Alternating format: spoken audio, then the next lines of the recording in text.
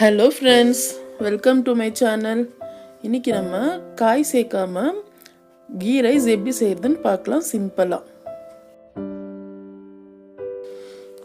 இப்போ pan சூடாச்சு. அதுல 2 table spoon நெய் சேர்த்துக்கலாம். இப்போ பட்டை, லவங்க, பிரியாணி எல்லாம் சேர்த்து கொஞ்சம் வதக்கி விட்டுக்கலாம்.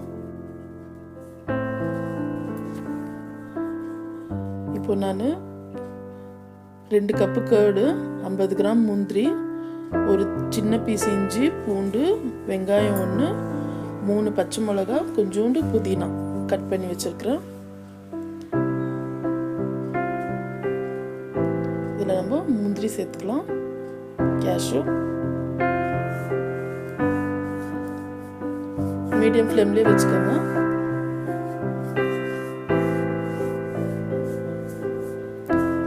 இதில் வந்து நம்ம இஞ்சி பூண்டு சேர்க்க போகிறதில்ல, அதுக்கு பதிலாக நான் கட் பண்ணி வச்சுருக்கிறேன் நீளமாக ஒரு 5 பீஸ் பூண்டு, ஒரு சின்ன பீஸ் இஞ்சி. இது கொஞ்சம் டிஃப்ரெண்ட்டாக இருக்கும், ட்ரை பண்ணி பாருங்கள். இப்போது பச்சை மிளகாய் சேர்த்து வதக்கிக்கலாம். வெங்காயம் வெறும் ஒரு வெங்காயம் தான் கட் பண்ணியிருக்கிறேன். லைட் மசாலா இதுக்கு நல்லா இருக்கும்.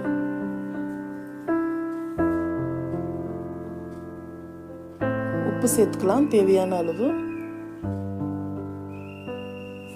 மிக்ஸ் பண்ணி விடுங்க.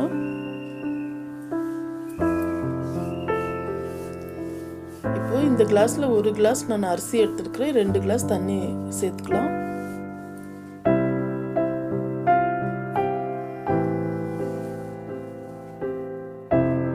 தண்ணி சேர்த்த உடனே நம்ம புதினா சேர்த்துக்கலாம்.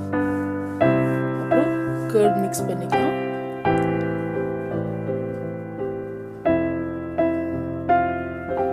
இப்போ தண்ணி நல்லா கொதிக்கிட்டோம்.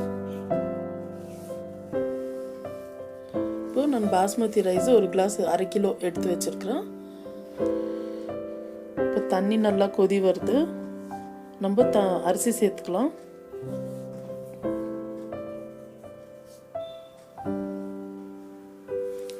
நல்லா மிக்ஸ் பண்ணிட்டு இப்போ நம்ம மூடி வச்சிடலாம். இப்போ 5 நிமிஷம் ஆச்சு. நம்மளுக்கு இன்னும் சாதம் கொஞ்சம் வேகணும், தண்ணியும் இருக்கு. நம்ம மறுபடியும் கலரி விட்டுட்டு மூடி போட்டு வைக்கலாம். சிம்ல வச்சிடுங்க. இப்போ திறந்து பார்க்கலாம். பாருங்க, நம்மளுக்கு தண்ணி வத்திடுச்சு. நம்ம சாதமும் ரெடி ஆயிடுச்சு. அவ்வளோதான் ஃப்ரெண்ட்ஸ். நம்மளுக்கு இது செய்யறதுக்கு ஒரு 20 நிமிஷம் ஆச்சு. பாருங்க, 20 நிமிஷத்துக்குள்ள நம்ம அருமையாக செய்து எடுத்துட்டோம். இப்போ இந்த கீ ரைஸ்க்கு காம்பினேஷன் எக் கறி, சிக்கன் கிரேவி, வெஜிடபிள் குருமாலாம் ரொம்ப நல்லா இருக்கும். கண்டிப்பாக ட்ரை பண்ணுங்க, உங்களுக்கு பிடிக்கும்.